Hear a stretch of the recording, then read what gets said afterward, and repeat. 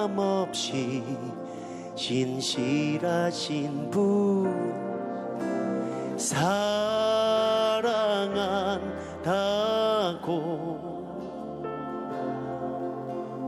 여전히 말씀하네. 나의 주님은 눈물 골짜기 지날 때에 품에 안으사 위로해 주시네. 언제나 늘 내 곁에 계시네. 사랑한다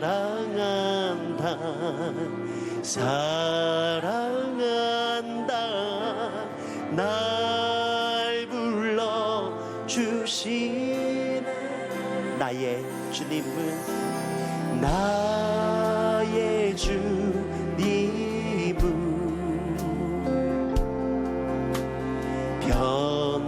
변함없이 신실하신 사랑한다고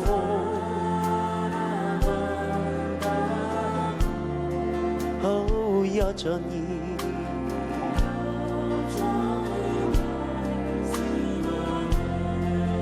나의 주님은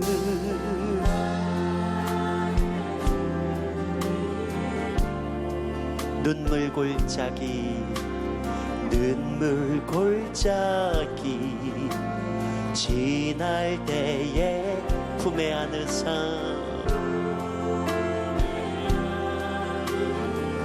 그 든든한 팔로 위로해 주시네.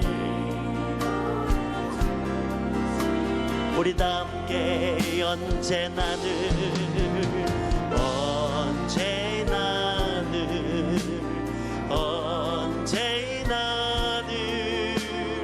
내 곁에 계시. 아멘 아멘. 사랑한다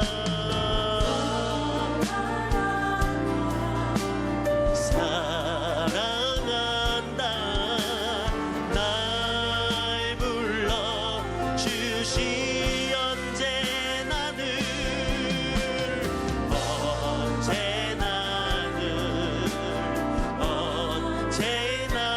늘 내 곁에 계시. 우리를 바라보시면서 사랑한다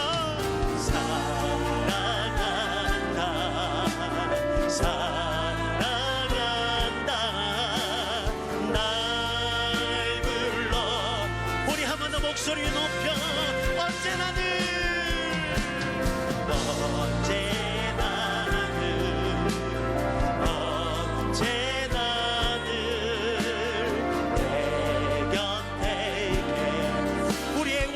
목전에서 상을 베푸시는 그분이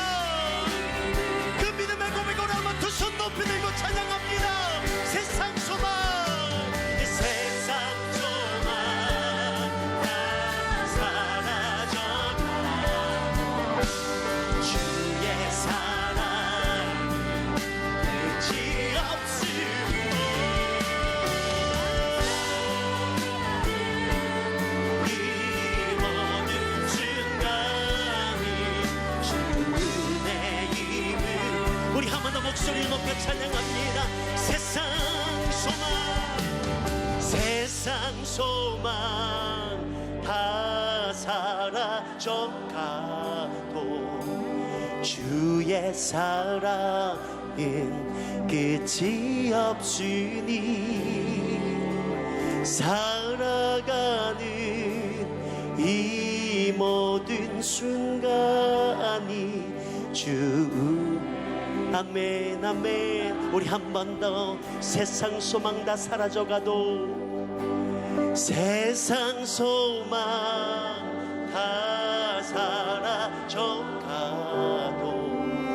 주의 사랑 끝이 없으니 살아가는 이 모든 순간이 주의 힘을 나는 믿네.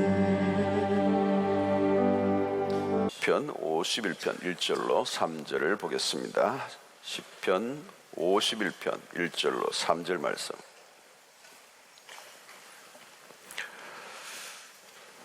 자, 짧습니다. 1절로 3절 말씀 다 같이 읽겠습니다. 하나님이여, 주의 인자를 따라 내게 은혜를 베푸시며 주의 많은 긍휼을 따라 내 죄악을 지워주소서. 나의 죄악을 쓸 때 죄를 깨끗이 제하소서. 물은 나는 내 죄가를 아오니 내 죄가 항상 내 앞에 있나이다. 아멘. 자, 하나님은 다윗에게 나단을 보내시고 그의 죄를 물으십니다. 자, 오늘 우리 시대의 심각성은 죄를 짓고도 죄책감을 전혀 느끼지 못하는 시대.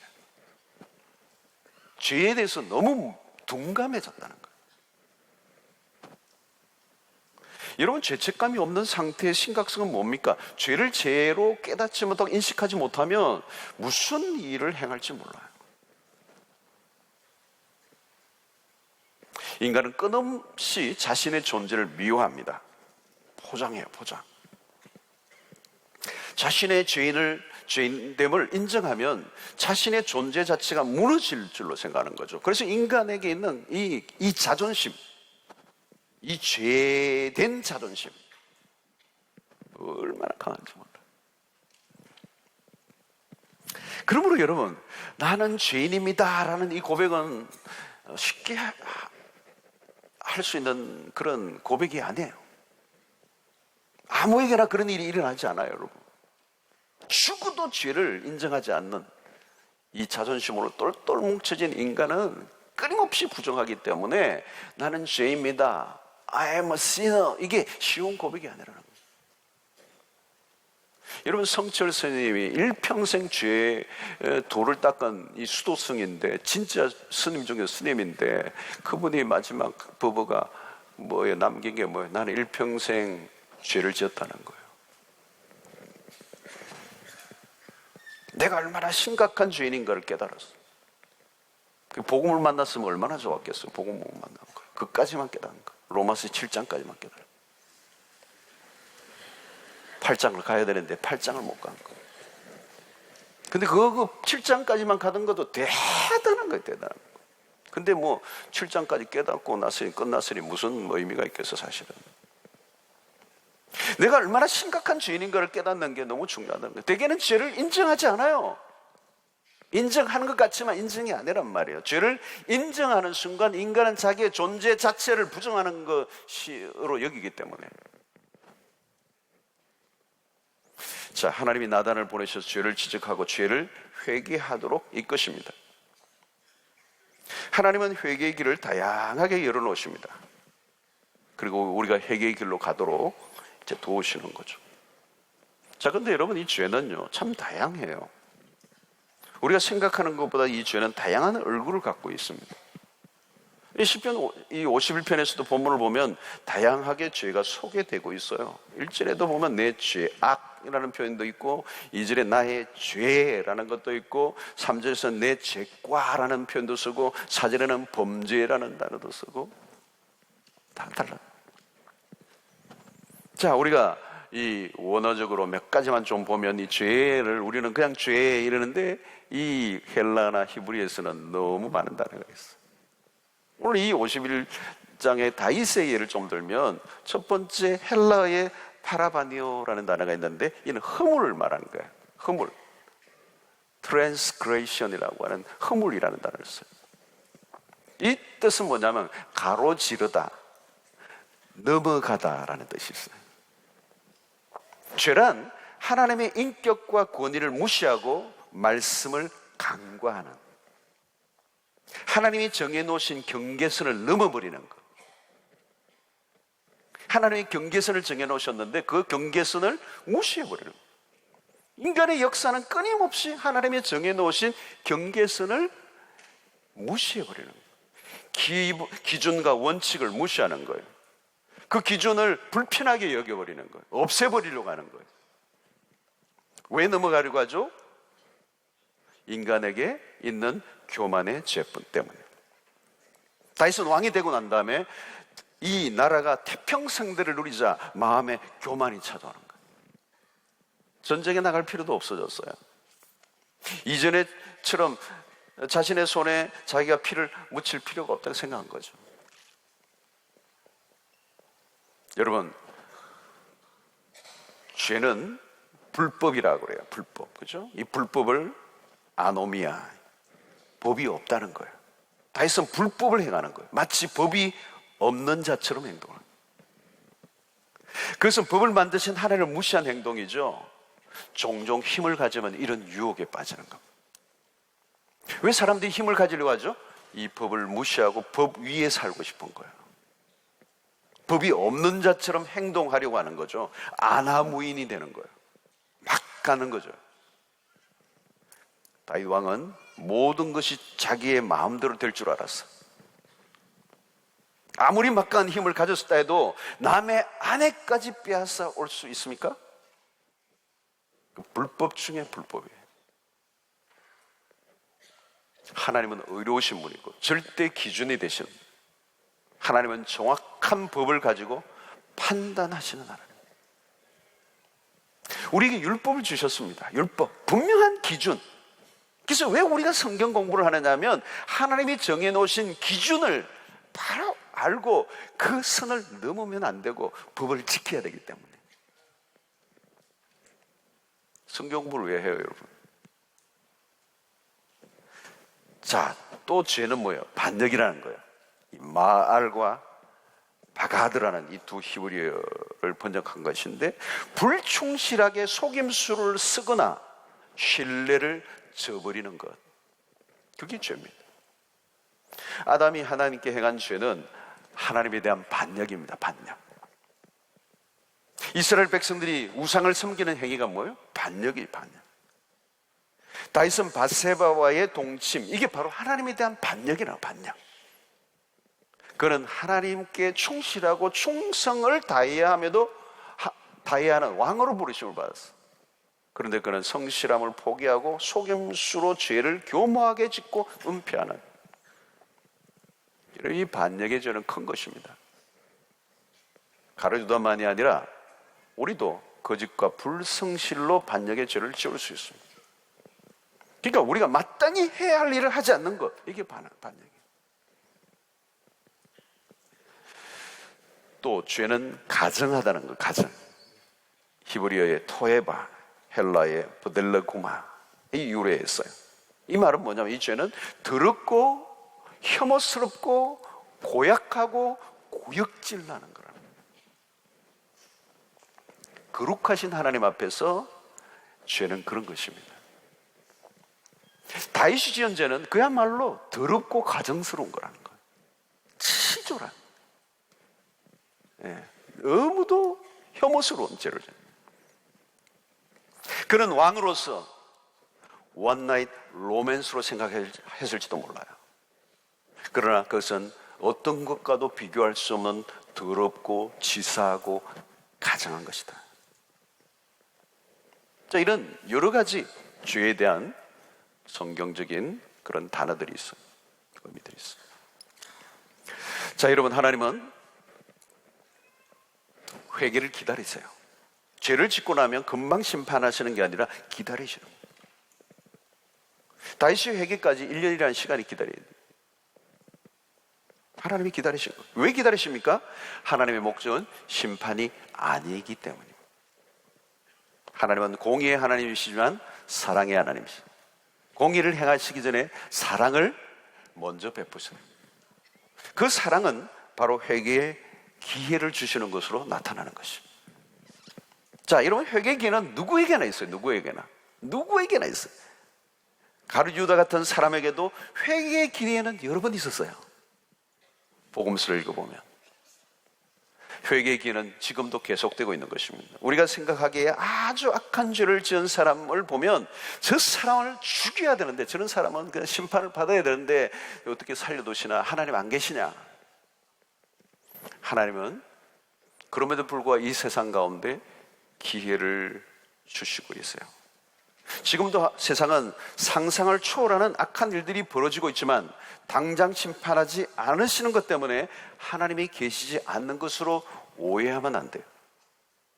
심판이 미뤄지고 있는 것은 은혜이지 죄를 간과하신다는 뜻은 아니라는 것. 회개의 기회를 주시는 때가 바로 은혜이기 때문에. 자, 그런데 이 다윗의 스토리에서 주시는 메시지는 죄인됨을 잘 깨닫지 못하는 것. 왜 어려운가? 인간은 죄와 직면하는 것을 원치 않기 때문에.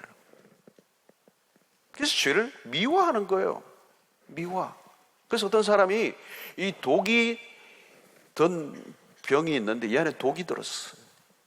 그래서 여기에다가 포이즌이라고 써요. 영어로 포이즌, 독이다.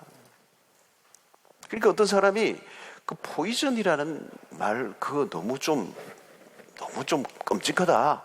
슈가라고 써라. 독이 있지만 포이즌이라고 쓰면 너무 그게 혐오스러우니까 그를 포이즌이라고 하지 말고 슈가. 근데 누군가 나중에 이게 슈가라고 했네. 슈가인가 보다 이래가지고 탔어. 이렇게 설탕인 줄 알고 탁 했는데 먹었어. 그럼 어떻게 돼요? 다이. 죽는 거예요. 여러분, 죄는 죄라고 해야 살 길이 열리는 거예요. 죄를 죄라고 해야 돼요. 죄라는 말이 듣기 싫다고 고상하게 표현하면 죽는 거예요. 마침내 다윗은 나단의 지적 앞에 자신의 죄인됨을 인정합니다. 여기서 인정했다는 것은 자신의 지은 죄의 실체를 목도했다는 거예요. 죄를 지을 때는 아무렇지 않게 여기고 지었지만 하나님이 죄를 보게 하시고 깨닫게 하시니까 그 죄를, 내가 지은 죄를 돌아보니까 이건 끔찍하기 이를 데 없는 거예요. 여러분, 죄를 죄로 느낄 때 찾아오는 증상이 뭐냐면 죄에 대한 극도의 혐오감이 오는 거예요. 죄가 그렇게 더럽고 가증스럽고 혐오스러운 것인지에 놀라게 되는 거예요. 여러분, 죄를 지을 때는 죄가 고상하게 보입니다. 아주 멋있게 보이는. 어떤 사람은 그래, 담배도 그래. 담배는 문제하고 또 분리될 수는 있는 거지만 어떤 사람은 담배를 왜 피우니까 멋있잖아요. 난 하나도 안 멋있는데. 와 이렇게 하면서 또 도나스도 만들고 막 이런 것들. 별짓을 다 하지. 이게 멋있어요, 여러분? 여러분, 이 죄가 말이죠, 아주 멋있게 보인다는 거예요. 눈이 열리지 않으면 매력적으로 보이는 거예요. 향기로워 보이는 거예요. 왜 그토록 사람들이 죄의 나락으로 떨어지고 지금도 떨어지고 계속 수도 없이 죄의 악의 나락에 떨어지고 하고 있는, 지금도 계속 떨어지고 있어요. 왜 그래요, 여러분? 죄의 유혹이 너무도 감미롭기 때문에 그래요. 죄의 열기가 후끈하게 달아오르면 훅 하고 한 방에 가는 거예요. 여러분, 철야에만 열기가 있는 게 아니고요, 저 뭐 서면이나 이런 데 가서 막 춤추는데, 클럽 이런 데도 열기가 대단해요. 안 가봤지만 불금이라며요. 거기 열기가 대단하거든요. 반조명을 해놓고 막 사이키델릭하게 해서 막 음악을 막 그냥 막 틀어놓고 이러면 막 흥분이 돼가지고 막 하는데, 우리하고 훨씬 뜨거워요 거기가. 우린 주여 삼창하고 나면 좀 자꾸 주는데, 거기는 막 새벽 4시까지 한다는 거. 이 청춘을 불태워 뭐 이런 거 하는 거예요. 뭐 이런.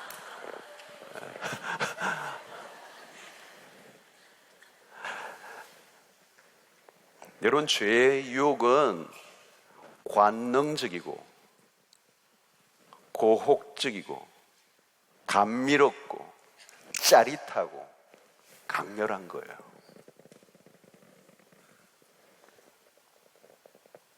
그게 마치 북극곰 사냥에서 일어나는 것 같은 거, 여러분 들어보셨을 거예요. 이 북극곰을 사냥하는 건 딴 게 아니에요. 안에는 날카로운 칼날을 숨겨놓고 그 끝에 피로 덤벅이 된 고기 덩어리를 탁 꽂아 놓는 거예요. 그럼 북극곰은 그 피 냄새를 맡고 가서 정신없이 핥는데, 그 고기의 맛에 그 피를 흘리면서 먹는 동안에 자기 혀가 잘려지고 자기 안에서 나오는 피인 줄도 모르는 거예요.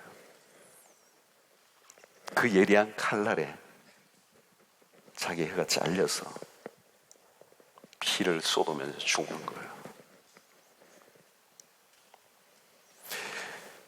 자기가 죽어가는 줄 모르고 죽어가는 거죠. 그 피의 맛에 자기가 죽는 줄 모르는 거예요. 여러분, 낯선 곳에 여행을 가셨는데 밤이라 몰랐는데 낮에 보니까 온갖 오물로 가득 찬 동네 한가운데 놓여 있다고 생각했어요. 제가 지난번에도 오래전에 이집트의 쓰레기 마을에 방문한 적이 있어요. 카이로에서 얼마 안 돼요. 거대한 쓰레기 처리를 하는 동네, 온 카이로의 쓰레기는 그 동네로 다 가는 거예요. 그럼 그 동네는 막 뭐 몇 층으로도 돼 있어. 근데 구석구석 모든 집은 쓰레기를 분리 처리를 집 안에서 하는 거예요. 와우. 그 도시 입구 들어가 쓰는 것부터 악취, 연기. 근데 그 안은 진짜 상상을 초월하는 동네예요. 아마 여러분 이렇게 뭐 쳐보면 나와요. 사진도 나와요. 거기서 아이들을 키우고요, 그 쓰레기 밑더미 그 악취 속에서 다 하는 거예요. 대대로 살아온 거예요.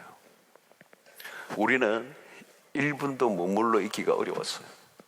근데 그 속에 사는 사람들은 전혀 상관없이 밥을 먹고 아이를 키우고 모든 생활을 다 하는 거예요. 상상을 초월하는 거예요. 우리 일행은 충격 그 자체였어요. 한순간도 머무르 있을 수 없는 벌레가 들끓고 악취가 난무하는 그곳에 그들은 그냥 살아가는 거예요. 여러분, 죄인의 모습이 그런 것입니다. 다윗은 마침내 자신의 죄의 실체 앞에서 견딜 수 없는 마음이 밀려온 거예요. 도무지 자신이 그것을 가지고 어떻게 살아왔는지 믿기지 않는 거예요. 여러분, 우리가 주님 앞에 나왔을 때, 우리의 죄의 실체를 깨달았을 때, 과거에 우리가 어떻게 살아왔는가에 대한 그것들이 필름처럼 일어날 때는요, 그냥 졸도하기 직전에요. 그 죄의 실체 앞에 그 가정스러움과 그 혐오스러움과 그 끔찍함과 그 더러움과 그 매스끄러움과 그 죄 앞에 직면해야 된다는 거예요. 여러분, 죄의 실체를 남김없이 드러나고 죄의 실체가 깨닫게 되면 충격 그 이상이 된다는 거예요. 이사야 선지자는 하나님의 거룩한 성전에서 하나님의 거룩한 임재 앞에 숨을 쉴 수 없을 만큼 충격에 휩싸이면서 그분의 거룩하심에 휩싸여서 자신의 죄인됨을 깨달으면서 화로다 나여 망하게 되었도다. 바로 그것입니다. 한순간도 서 있을 수 없는 자신의 상태에 전 존재가 흔들리며 오직 하나님 한 분 외에는 나에게 소망이 없음을 깨닫게 되는 거예요. 여러분, 자신이 지은 죄에 대한 실체를 외면하지 않고 정확하게 들여다보는 시간이 필요하다는 거예요. 이 지점이 중요해요. 죄를 죄로 볼 수 있는 눈이 열리는 것.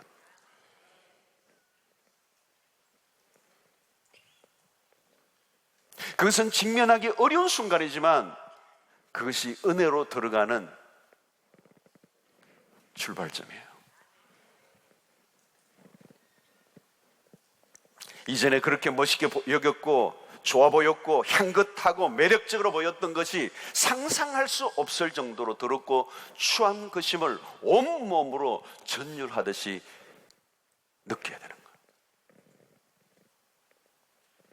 사단이 그렇게 유혹하죠. 죄가 죄로 안 보이고 멋있게 보이면 큰일 나는 거예요. 여러분, 죄를 죄인의 관점에서 보면 답이 없어요. 그러나 거룩하신 하나님의 관점에서 죄를 바라보면 전혀 다른 것입니다. 하나님의 관점에서 죄를 보아야 회개를 할 수가 있는 것입니다. 드디어 다윗은 자신의 죄가 무엇인지를 보았어요. 3절에 무릇 나는 내 죄과를 아오니 내 죄가 항상 내 앞에 있나이다. 다윗은 이제 자신의 죄과를 안다고 했습니다. 그가 하나님 앞에서 자신이 어떤 죄를 지었는가를 안다는 거예요. 여러분, 자신이 지은 죄가 무엇인지를 아는 것이 은혜인 줄로 믿습니다. 그게 하나님이 주신 은혜예요. 죄인이 알 수 없는 영역이거든요. 우리의 힘만으로는, 죄인의 상태에서 우리 힘만으로는 죄의 그 깊이와 실체를 알 길이 없는 거예요. 그러니까 죄 속에서 죄라는 인식도 없이 죄를 먹고 마시면서 죄악 가운데 뒹굴다가 피를 흘리며 죽어가는 북극곰과 같은 인생이 되는 거예요.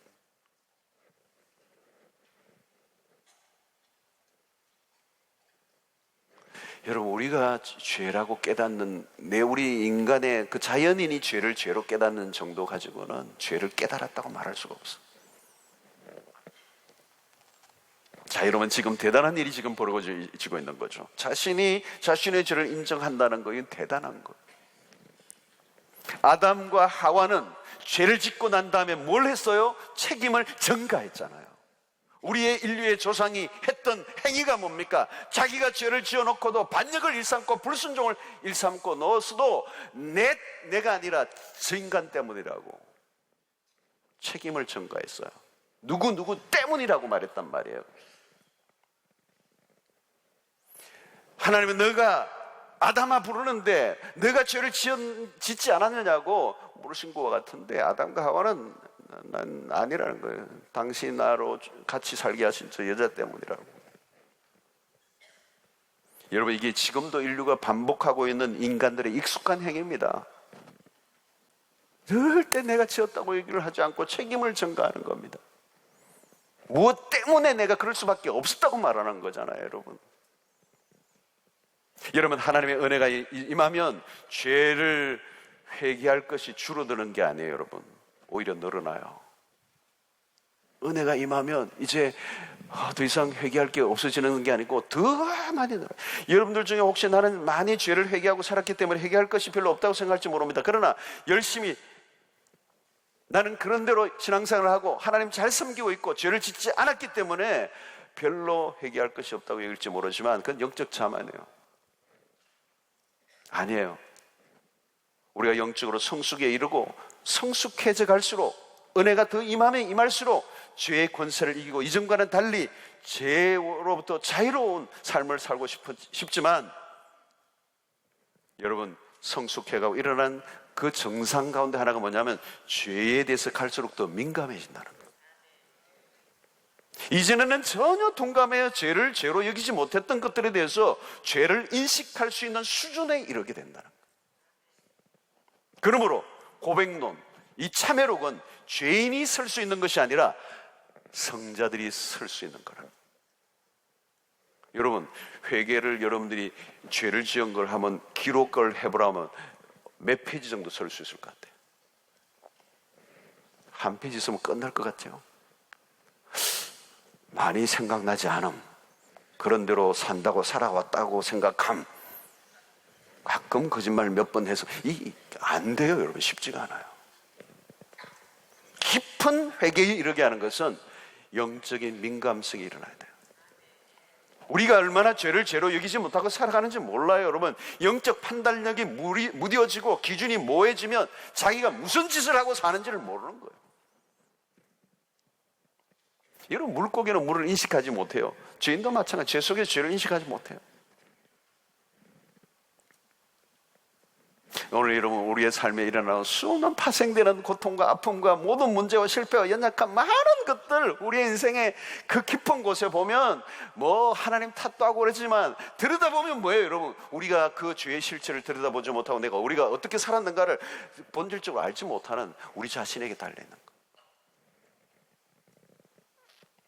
여러분, 이 무뎌짐이 얼마나 무서워요. 여러분, 어디까지 가요? 여러분, 다윗이 자신의 충신의 아내 빼앗고 자신의 죄를 숨기기 위해 전쟁 중에 충신 우리아를 죽이기까지, 그러고도 전혀 죄책감 없이 일상에서 버섯이 잘 먹고 잘 살았던 다윗.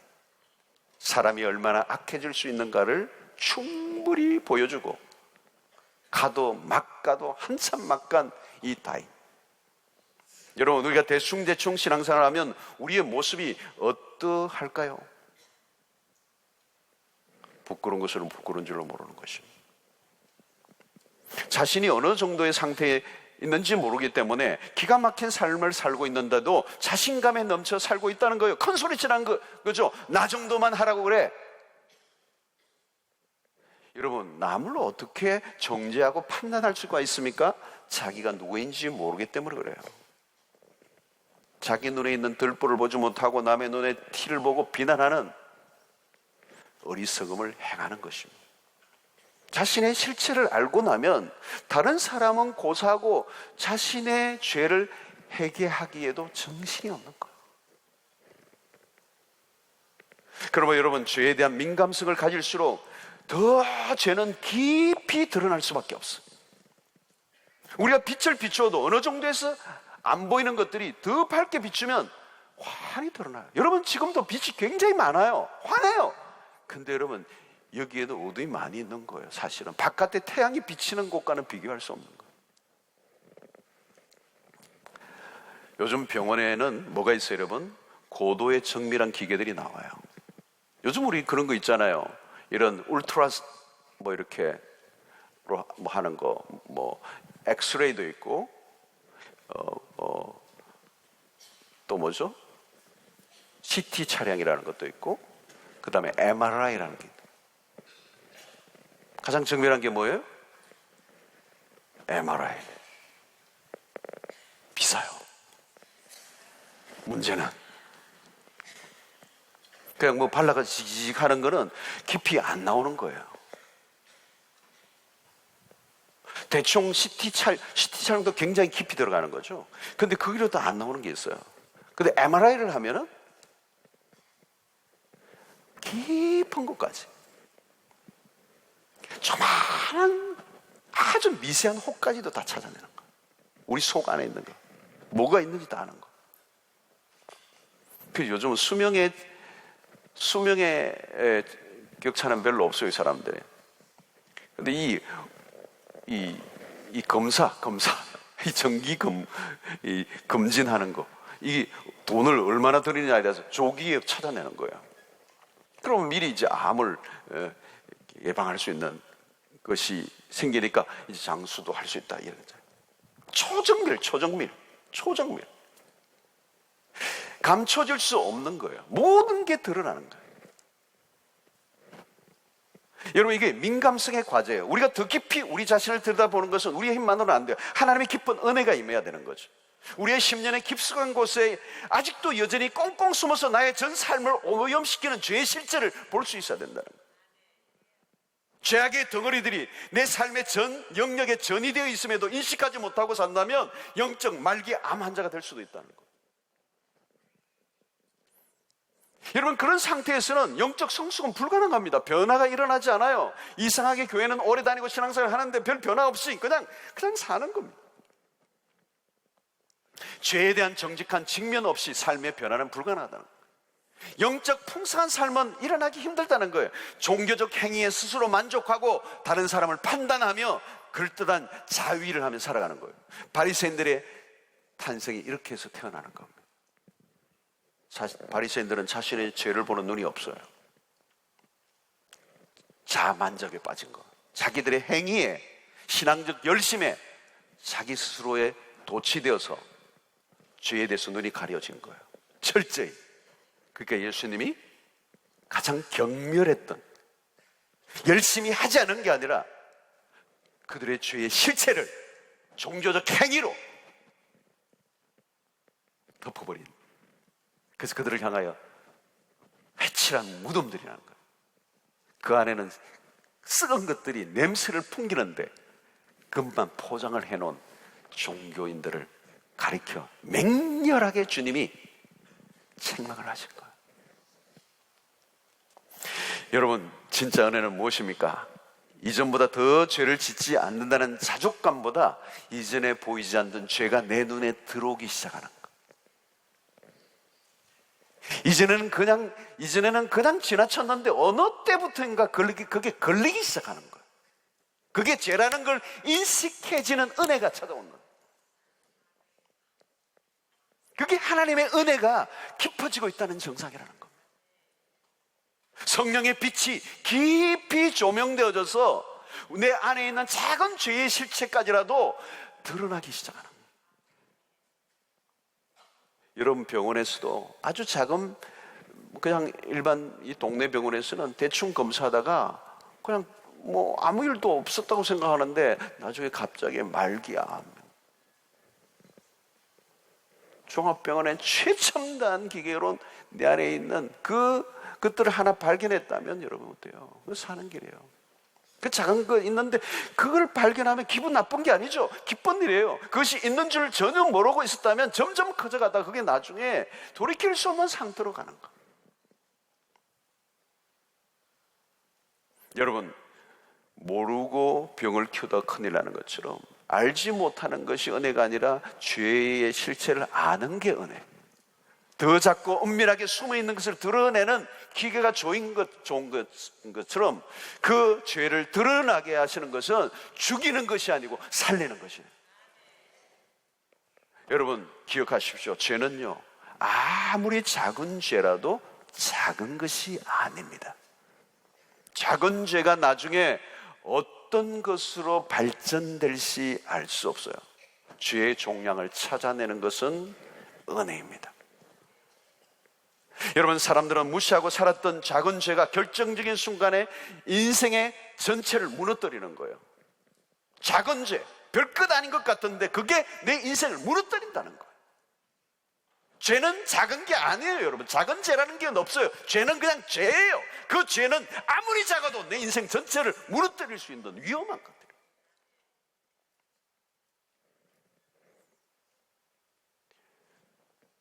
별로 겁 안 내는 것 같은 느낌이 들기도 하고. 여러분, 다윗의 예를 보세요. 다윗의 죄 역시 겉으로 보기에는 작은 것으로 같은 것이죠. 어쩌면 왕의 태만에서 시작될 수도 있었잖아요. 왕의 태만.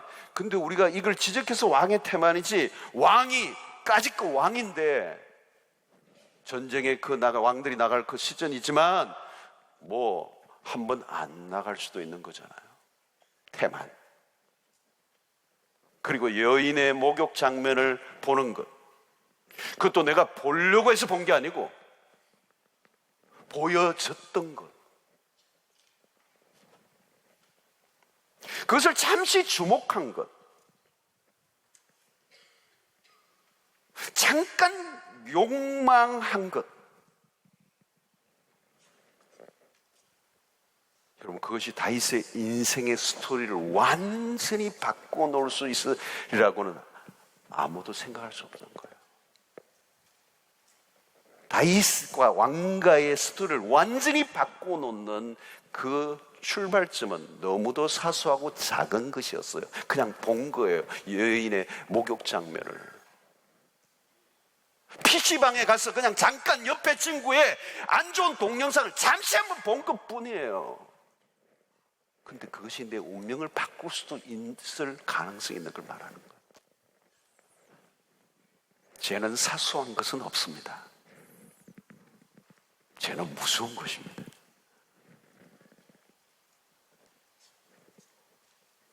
잠시 슬쩍 그냥 음란물을 본 거, 잠시 안 좋은 감정을 내가 가진 거, 잠시 사람을 미워했던 것, 잠시 내가 나쁜 생각을 했던 것, 여러분, 그것을 아무렇지도 않게 생각하고 그대로 둔다면 그 죄는 죄를 낳는 것입니다. 여러분, 작은 죄가 작은 것으로 보이지 않고 크게 보일 때 그것이 은혜예요. 그걸 나를 살려주는 은혜예요. 만약 작은 것을 우습게 여긴다면 나는 무슨 일을 내 삶 속에 일어나게 될지 알 수가 없어요. 죄가 커져가기 전에 죄를 죄로 여겨지고 정직하게 다룰 수 있다면 그것은 큰 은혜인 것입니다. 은혜란 아주 미세한 죄라도 깨닫고 회개하게 하는 것.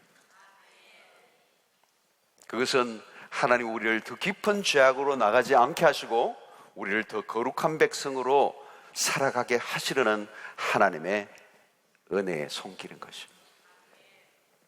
자, 다윗은 아주 빠른 속도로 지금 회개가 진행됩니다. 자신의 죄를 죄로 본 사람은 더 이상 지체할 수가 없어요. 더 이상 가지고 있을 이유가 없어요. 너무도 처참하고 지저분하고 구토가 나는 것을 그대로 방치해 둔다는 것은 있을 수가 없는 일이에요. 다윗은 지금 적극적으로 자신의 죄를 처리하고자 합니다. 그래서 1절에 내 죄악을 지워주소서, 2절에 나의 죄악을 맑게 씻으시며 나의 죄를 깨끗이 제하소서. 다윗은 자신의 죄를 더 이상 보고 있을 수 없다고 고백합니다. 죄의 실체에 대하여 진저리를 치고 있습니다. 다윗은 이제 자신의 죄를 인정하고 있습니다. 죄를 죄로 알고 난 이후부터 그 죄를 인정하고 하나님의 용서를 구하지 않을 수 없었습니다. 3절에 물론 나는 내 죄가를 아오니 내 죄가 항상 내 앞에 있나이다. 더 이상 죄를 숨길 수 없습니다. 드러난 이 죄를 더 이상 숨기려고 하지 않겠습니다. 다윗은 이전에는 죄를 숨길 수 있는 줄로 알았습니다. 기가 막히게 숨겼습니다. 그러나 이제야 깨달았어요. 죄는 가린다고 가려지지 않는다는 것을. 이제 길은 하나밖에 없는 거예요. 그 죄를 솔직하게 인정하는 것. 더 이상 감출 것이 없다는 걸 깨닫는 것. 자신의 솔직한 인정으로 찾아올 수 있는 그 인정 때문에 내가 죄를 지었다고 인정함으로 찾아올 수 있는 어떤 대가도 내가 받아들이겠습니다. 자기 인정, 이건 어려운 거예요. 하나님이 용기를 주셔야 가능한 거예요. 아우구스티누스의 고백록에서는 자신의 회심의 과정에서부터 자기의 죄에 대한 고백을 너무도 적나라하게 해요. 늘 고통하며 실험을 했던 성중독과의 전쟁. 아구스티누스가 그 성중독에 빠져 있어요. 그 중독과의 이 전쟁에서부터 과거의 여성의 편력에 관한 이야기들이 그의 고백록에서 숨김없이 드러내고 있어요. 성도 여러분, 죄 용서를 받으려고 하면 반드시 자신의 죄를 솔직하게 인정해야 되는 거예요. 인정하는 것을 거부하면 용서를 받을 수가 없어요. 하나님이 우리의 죄를 용서해 주시면 우리 자신이 죄를 먼저 인정하고 시인해야 됩니다. 내가 죄를 지었습니다. 나는 죄인입니다. 내 죄가 항상 내 앞에 있습니다. 이 고백을 하지 않으므로 돌고 도는 인생을 살아가는, 실패의 인생을 살아가는 사람들이 너무 많아요. 이 고백을 그렇게 어렵게 생각하고 딴청을 피우고 다른 소리를 하는 것은 우리의 인생을 더 복잡하게 만드는 것입니다. 나는 죄인입니다. 자신을 포장하고 있는 모든 것을 다 걷어내고 내가 죄인입니다 라고 하는 이 시인을 할 때 사실은 참 나를 만나게 되는 거예요.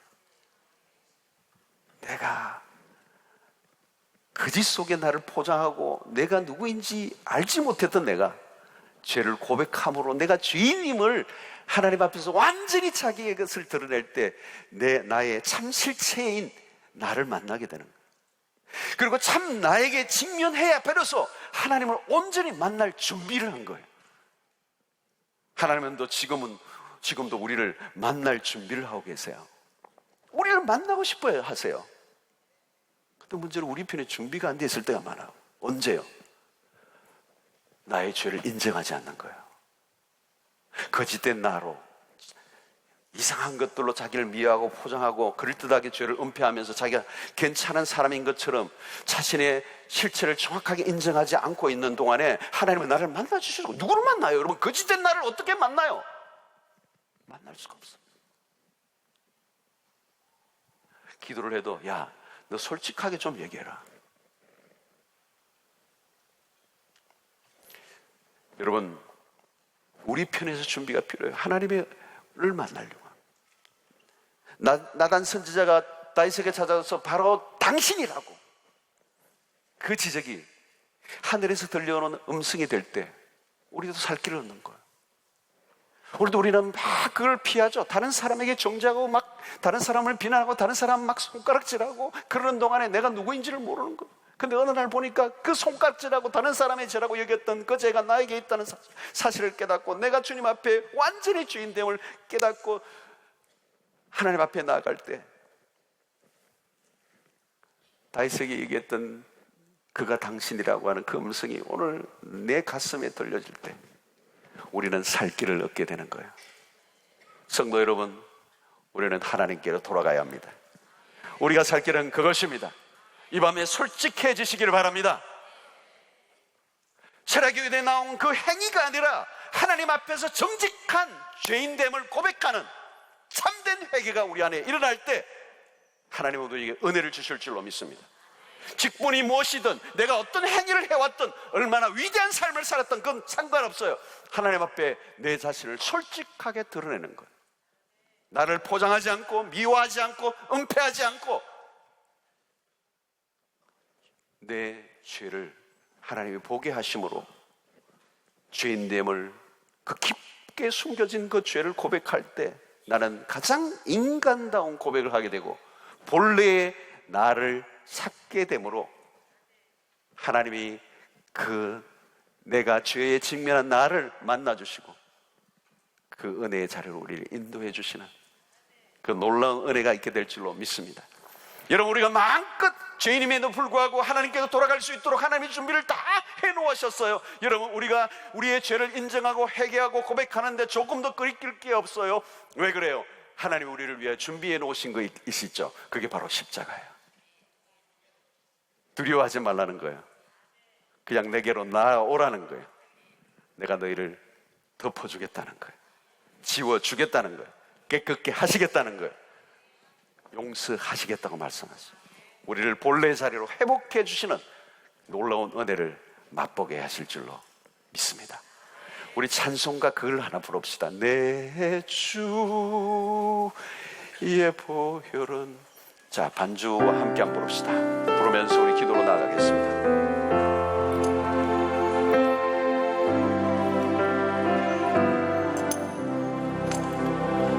내 주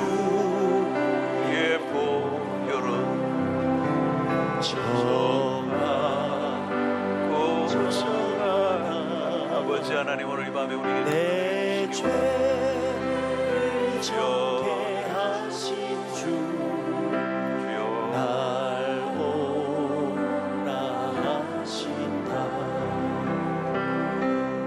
내가 주께로 지금 가오니 십자가의 보혈로 날 씻어 주소서. 약하고 추해도 주께로 나가며 힘 주시고 내 주마음 고시서 주시네.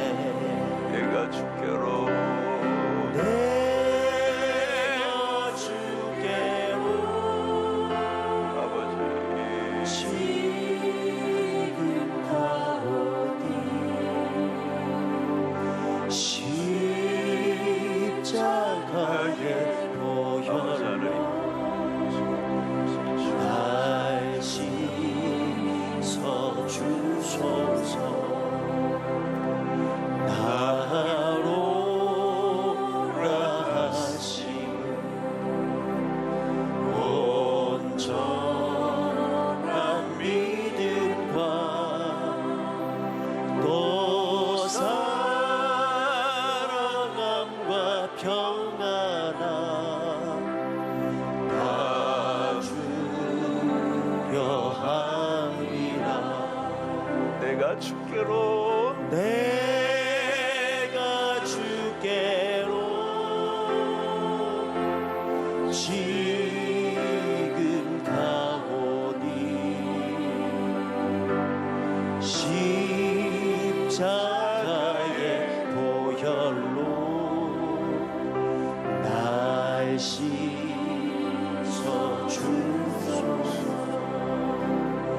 큰 죄인 복받아 살기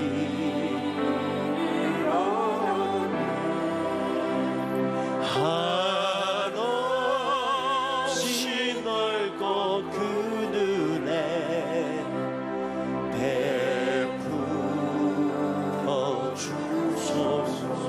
내가 주께로 내가 주께로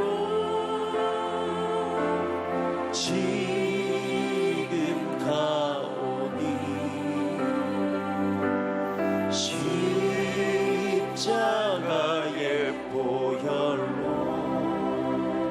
날 씻어 주소서.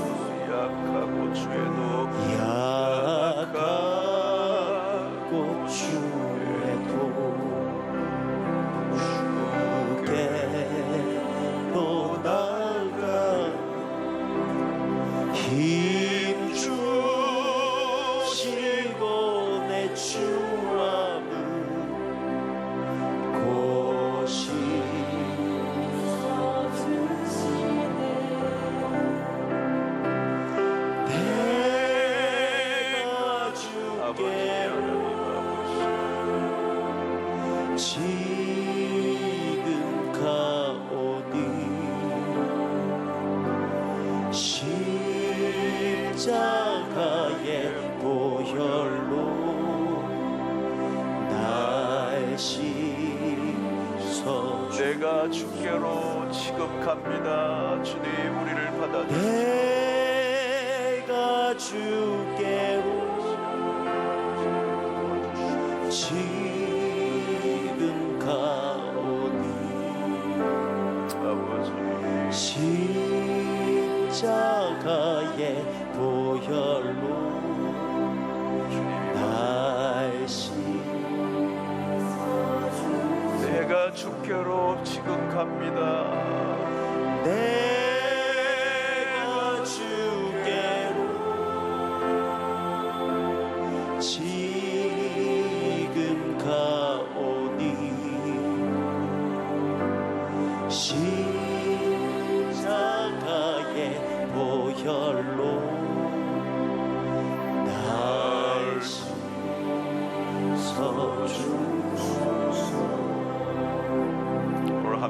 기도하겠습니다. 하나님 이 밤에도 우리를 돌아오라고 말씀하세요.